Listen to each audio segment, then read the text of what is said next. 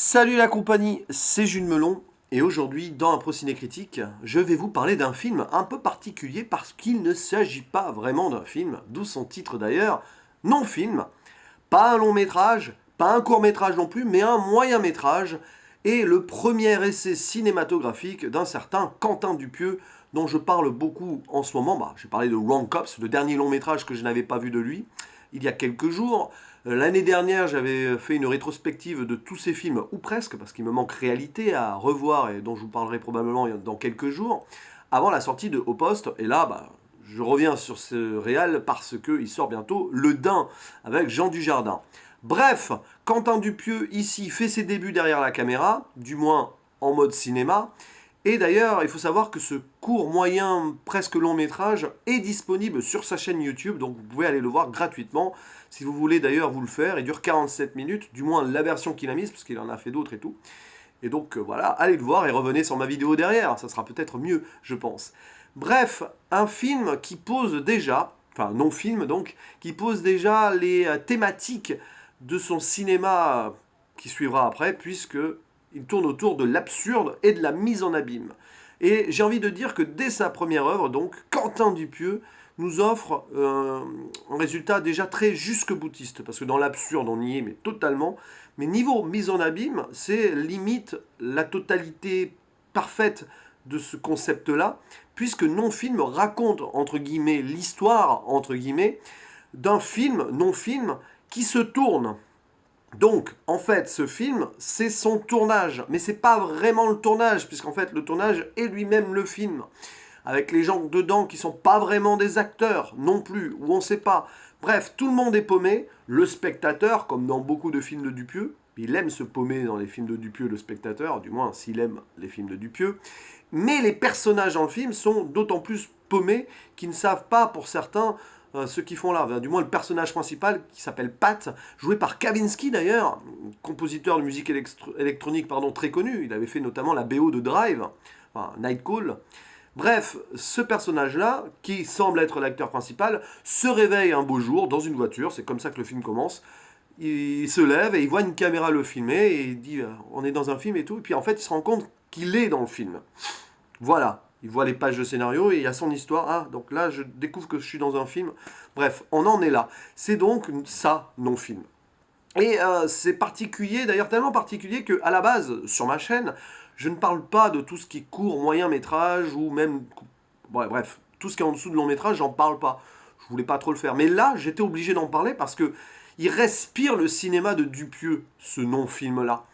Limite, il annonce la non-carrière de Dupieux derrière. Attention, c'est pas péjoratif ce que je suis en train de dire, mais tout ce qui sortira derrière, les Steaks, Rubber, Wrong, etc., réalité, ce sont des films qui sont très particuliers, qui sont pas des films très, on va dire, académiques, mais qui racontent une histoire sans en raconter une, tout en nous laissant une impression assez extraordinaire de folie, qui fait toujours transparaître derrière une petite critique, une réflexion sur la vie et la société.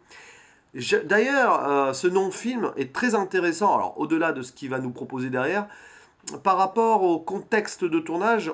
Ici, les scènes se déroulent dans une contrée perdue, désertique, abandonnée, ce qui renforce d'ailleurs l'idée de perdition totale. Il y a des belles images, du coup, malgré tout, enfin, on va dire de paysages, etc. Et ça rappelle d'ailleurs, ces lieux de tournage rappellent Rubber. Rubber, c'est le film malheureusement de Dupieux que j'ai le moins aimé. Peut-être que j'y reviendrai, de toute façon un jour c'est obligé. Et ben dans l'ambiance ça m'a rappelé Rubber. Ce film annonce un peu Rubber dans l'absurde absolu déjà, dans le côté mise en abîme évidemment, mais même donc dans ces contrées traversées dans le film Rubber par un pneu mystérieux qui va commettre des crimes. Oui, parce que c'était ça Rubber. D'ailleurs Rubber est aussi disponible gratuitement, non pas sur la chaîne de Dupieux, mais sur Arte qui remet certaines œuvres de l'homme en ligne de façon temporaire, donc n'hésitez pas à aller le voir, ça va pas y rester longtemps, d'ici la sortie donc de son prochain film. Ouais, en ce moment, il y a pas mal de moyens de découvrir Dupieux légalement et facilement. Donc voilà, donc dans nos films, on suit l'histoire de Pat, donc joué par Kavinsky, personnage principal qui s'ignore, et de toute cette équipe autour qui ne semble pas très professionnelle, et pour cause, on sent qu'ils savent pas ce qu'ils font là, eux aussi, même si c'est pas dit expressément. Parmi eux, il y a l'acteur principal, enfin il semble l'être, lui-même il n'en est pas sûr d'ailleurs, joué par un autre ponte de la musique électronique française, Sébastien Tellier. Voilà, parce que faut savoir que Dupieux, Quentin Dupieux, de son surnom Mister Oiseau, est, avant d'être réalisateur, un compositeur de musique électronique, qui a eu son petit succès dans les années 90 d'ailleurs, et il a ses amis, là, Kavinsky, Sébastien Tellier, qui ont aussi et qui ont aussi leur succès, et ils ont décidé de se réunir ensemble pour faire un délire cinématographique. Peut-être qu'à l'époque, Dupieux ne savait pas que ça allait lancer une telle carrière, derrière la caméra, mais c'est assez amusant de les retrouver là. D'ailleurs, Kavinsky, on le retrouvera, et Tellier aussi, d'ailleurs, je crois, on les retrouvera dans Steak après, hein, qui me semble était le premier long métrage véritable de Dupieux. Là, j'ai un petit doute sur le timing de sa filmographie. Bref, le personnage de Sébastien Tellier est génial, parce qu'on sent que se fait voler la vedette par cet acteur qui est là, et il veut un petit peu tout jouer et tout, et c'est trop amusant de les voir presque en compétition sans qu'ils sachent trop d'ailleurs qui est l'autre, quoi. Et puis bah après on part dans un délire. En gros, pour faire simple, ce film j'ai aimé, j'ai adoré les 18 premières minutes qui me semblent constituer la première base de court-métrage. Il me semble qu'à la base c'était censé être un court-métrage de 18 minutes, les 18 premières minutes. C'est génial, c'est absolument parfait les premières minutes. Après, on sent qu'il y a eu du rajout. On voit que ce film a eu plusieurs versions, qu'ils ont... Bon, je sais pas, ça a dû être tourné très peu après, mais ils ont dû être satisfaits des premières minutes. Ils se sont dit, allez, on va aller plus loin, parce qu'on pouvait aller plus loin. Après, ça repousse les limites de l'absurde, oui, et on tombe dans... Bah, le film se perd lui-même, mais c'est le concept, c'est méta jusque-là. Vers la fin, on arrive à un point final assez improbable, mais bon, on sent que finalement on a été guidé là de façon naturelle, malgré tout. C'est tout le paradoxe de ce non-film. C'est d'ailleurs un petit peu ce que j'avais reproché à Rubber, qui avait un délire ultime, mais qui va le pousser tout en essayant de raconter une histoire qui se transforme en une sorte d'ersatz de narration, alors que pourtant l'absurde général était génial à la base. Là, c'est presque pareil, même si on reste quand même donc, dans cet absolu tournage improbable, où à un moment l'équipe technique a un souci, je vais pas spoiler, voilà, et disons qu'ils se retrouvent en effectif réduit, et la seconde partie du film se transforme en film qui se tourne sans caméra et sans son.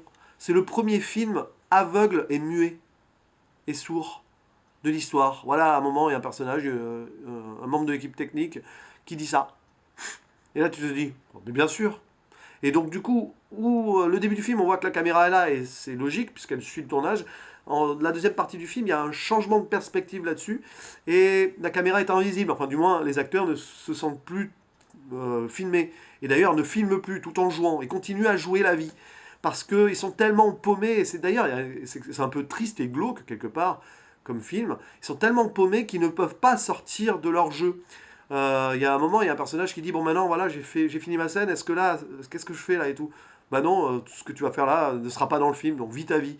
Et on sent il est paumé, il sait pas quoi faire pendant 30 secondes, une minute, voilà, et puis il revient, et ah non mais là j'ai vraiment envie de jouer. Ils sont devenus accros à quelque chose qu'ils ne maîtrisent pas, et ils sont piégés dans une non-vie, au final. Et ce non-film, il va loin, c'est la non-existence, ou l'existence absurde absolue de personnages, donc de gens qui, en soi, n'ont aucun but. Et ouais, c'est assez violent quand même, comme point de départ, enfin comme principe de base. Mais ouais, ça fait flipper. À un moment, tu te dis, mais les pauvres, en fait, ils ont rien. Voilà, ils sont là, mais ils n'existent pas. Ben, après tout, c'est des personnages que Dupuis a créés pour ce non-film. Donc, ils se rendent compte qu'en fait, qu'ils n'ont pas de vie à côté. Ils n'existent que à travers les scènes qui tournent. Comme n'importe quel personnage de film, au final. Voilà, donc il y a une réflexion ici sur le cinéma de la part de Dupieux. Tout ce qu'on adore et tout, voilà, les sagas qu'on a pu suivre, les grands films qu'on a aimés. Et ben en fait, ces personnages, une fois qu'ils ne sont plus devant nos yeux à l'écran, ils n'existent plus, ils n'existent pas. Et on pourrait imaginer la vie de ces personnages en dehors de leur œuvre. Je sais pas s'il n'y avait pas eu des trucs qui ont été faits comme ça, mais ce serait un beau concept. Je pense que ça a déjà été fait en bouquin ou en BD ou même peut-être en film, je ne sais pas.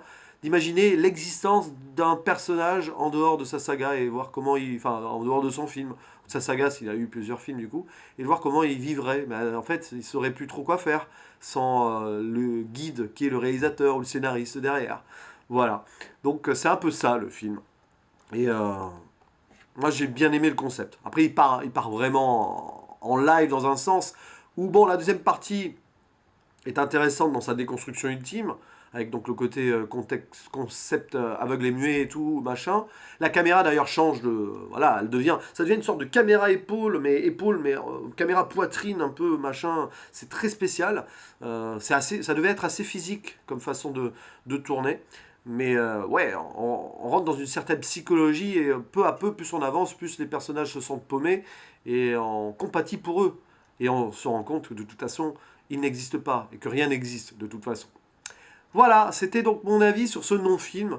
Et je suis bien content d'avoir vu finalement cette œuvre, cette première œuvre de Dupieux en dernier. C'est limite encore mieux, je trouve, parce que bah, tu vois d'où il est parti, et tu sens déjà ce qu'il va vouloir faire après.